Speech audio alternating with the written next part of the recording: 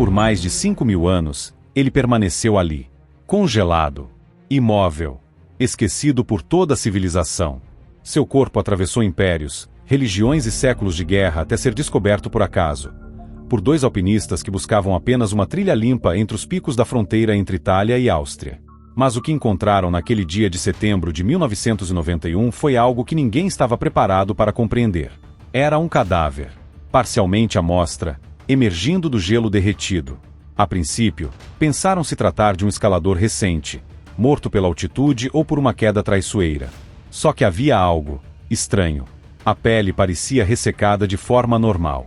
O tecido das roupas, primitivo demais. E ao redor dele, pequenos objetos que não pertenciam a nenhuma era moderna.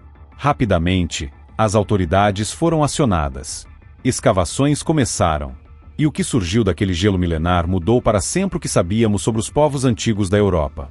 Seu nome passou a ser Ötzi, uma referência direta aos Alpes de Ötztal, onde ele foi encontrado. Mas por trás desse apelido quase inofensivo, havia a figura de um homem que não apenas sobreviveu a uma era brutal, mas que também teve uma morte ainda mais cruel do que qualquer um poderia imaginar. Datado de aproximadamente 3.300 a.C., Ötzi viveu antes mesmo das pirâmides de Gizé serem erguidas. Antes de Stonehenge. Antes da roda se tornar comum na Europa. Seu corpo, preservado pelo gelo, trouxe à tona um tesouro arqueológico sem precedentes. Ele carregava um arco maior do que ele próprio, flechas, uma adaga de sílex, recipientes de casca de bétula, ferramentas para acender fogo e até cogumelos medicinais presos a tiras de couro. Cada item parecia cuidadosamente escolhido para a sobrevivência, e todos ainda estavam ali, exatamente onde ele os deixou, no instante de sua morte. Seus trajes diziam muito: couro de cabra domesticada, tecido de ovelha, um gorro feito de pele de urso, sapatos com palha e sola dupla.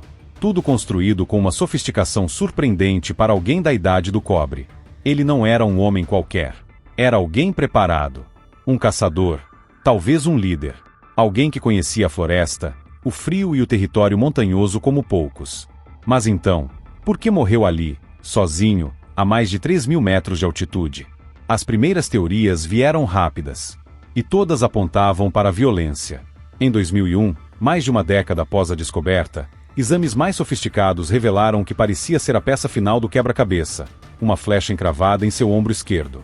Uma lâmina de pedra ainda alojada sob a pele. A narrativa ganhou força. Ötzi havia sido perseguido, emboscado e morto de forma brutal no topo do mundo. Havia feridas na cabeça, fraturas no crânio, até mesmo cortes em uma das mãos. Tudo parecia levar à mesma conclusão: assassinato.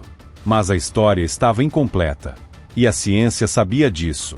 Décadas depois, com o avanço das tecnologias de imagem, exames mais detalhados começaram a desmontar aquilo que havia sido aceito como verdade por tanto tempo.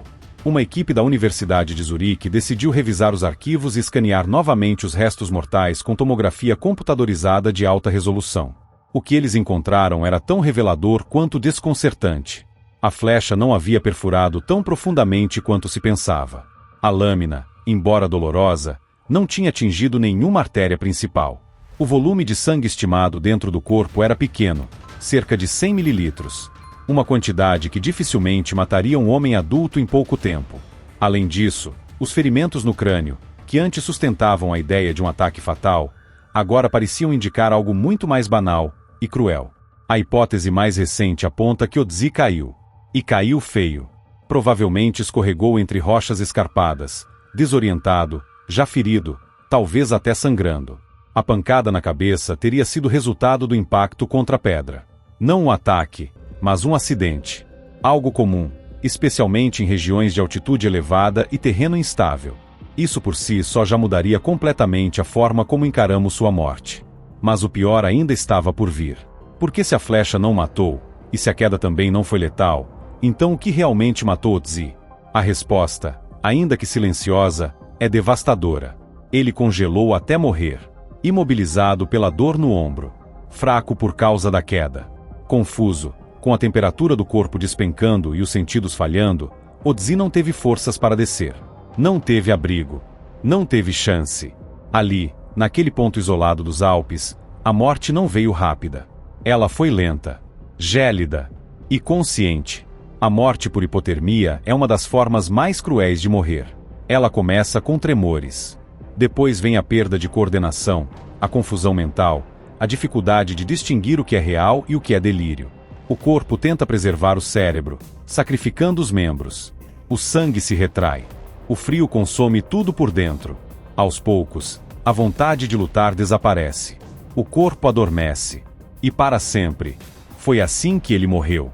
Não como um guerreiro em combate, mas como um homem vulnerável diante da natureza, ferido, confuso e sozinho no alto da montanha. Só que mesmo com essa nova conclusão, há perguntas que persistem. Quem atirou aquela flecha? Por que Otzi estava ali, tão alto, carregando todos os seus pertences? Ele estava fugindo? Ou se preparando para algo maior? Essas perguntas permanecem suspensas como o próprio gelo que o preservou por 5 milênios. E é exatamente aí que tudo começa a ficar ainda mais estranho. Outro fato estranho é você estar assistindo o vídeo até agora e não ter se inscrito no canal ainda. Haha, lembre-se que sua inscrição nos ajuda muito. A explicação científica pode ter nos mostrado como. Mas ela ainda não explica o porquê. Porque um homem experiente, equipado com ferramentas de sobrevivência, roupas apropriadas, conhecimento de altitude, foi parar sozinho em uma das regiões mais inóspitas dos Alpes e acabou morrendo ali. Porque alguém como ele, claramente adaptado ao terreno, com anos, talvez décadas, de prática nesse tipo de ambiente, cometeria erros fatais tão básicos. O cenário natural é brutal, sim, mas Otzi não era um principiante. Então o que o levou até aquele ponto? É nessa lacuna que começam a emergir as teorias mais desconfortáveis. Não as fantasiosas, mas aquelas que, justamente por serem plausíveis, incomodam ainda mais. As análises do conteúdo estomacal de Otzi revelaram detalhes importantes. Ele havia se alimentado pouco antes de morrer. Sua última refeição incluía carne de ibex, trigo e até samambaias, talvez usadas como remédio ou como invólucro para comida. Isso indica que ele não estava em fuga desesperada, sem tempo para parar. Ele teve um momento de pausa, de preparo, mesmo estando ferido. Um gesto quase cotidiano, em meio a uma situação que estava longe disso. Além disso, estudos de pólen, isótopos e minerais em seus dentes e ossos sugerem que ele percorreu altitudes variadas nos dias anteriores à sua morte. Ele havia descido para áreas mais baixas, depois retornado às montanhas. Essa movimentação contínua levanta uma hipótese desconcertante. Otzi poderia estar sendo seguido. Ou evitando alguém. Seria ele um exilado? Um fugitivo? Um traidor? A flecha cravada em seu ombro, mesmo que não tenha sido fatal, ainda é prova de que houve uma tentativa clara de feri-lo, e essa tentativa precedeu sua morte.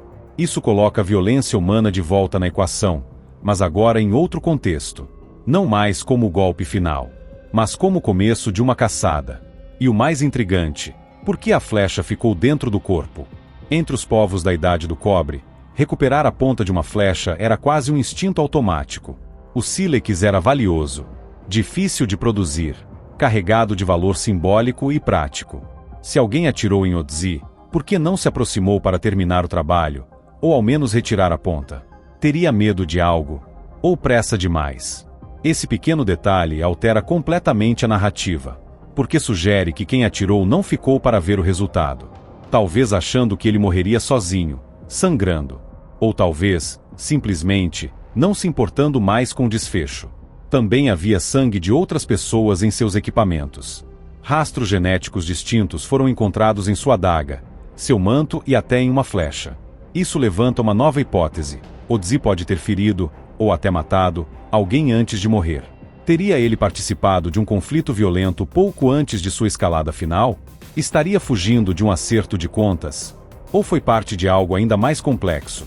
Um confronto entre grupos rivais, uma traição interna, ou até uma emboscada mal sucedida? As respostas nunca vêm completas. Mas os fragmentos, quando olhados de perto, desenham silhuetas inquietantes. Um homem de meia idade, com sinais de artrite, doenças intestinais e marcas profundas de sofrimento físico, decide subir uma montanha. Ele leva tudo o que possui. Está armado. Alimenta-se pouco antes de chegar ao topo. Mas também está ferido. Tem uma flecha presa no ombro. E, de alguma forma, ao invés de descer, ele permanece ali, até congelar. O que quer que tenha acontecido entre o primeiro disparo e a última respiração permanece envolto pelo silêncio glacial que o cercava. Mas talvez o aspecto mais cruel de toda essa história não esteja apenas na dor física. Está no tempo. No quanto ele teve para pensar. Para tentar sobreviver.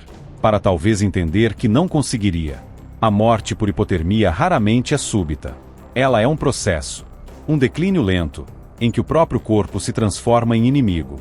Quando a temperatura central do organismo começa a cair, o raciocínio se altera. As decisões se tornam erráticas. Há registros de pessoas que se despem no frio, por sentirem uma onda de calor no fim. É uma ilusão fatal. Uma armadilha do corpo em colapso. Odzi pode ter lutado contra isso com todas as forças que tinha. Talvez tenha tentado montar um abrigo com os poucos recursos que levava. Talvez tenha tentado continuar andando, e caído. Talvez tenha apenas se deitado, tentando poupar energia, e adormecido lentamente, sem perceber que aquele seria o último sono. A montanha não o matou. O gelo não o matou. A natureza só fez o que sempre faz. Expôs a fragilidade de um corpo humano entregue ao ambiente mais hostil possível. Mas é o fator humano, ainda assim, que continua pairando como uma sombra sobre essa história. Porque até hoje, ninguém sabe com certeza quem disparou aquela flecha. Ninguém sabe se ele foi traído, atacado ou apenas vítima de um mal-entendido que saiu do controle. O que se sabe é que ele morreu carregando suas armas, suas ferramentas, seus remédios. E uma história que só começou a ser contada 5.000 anos depois.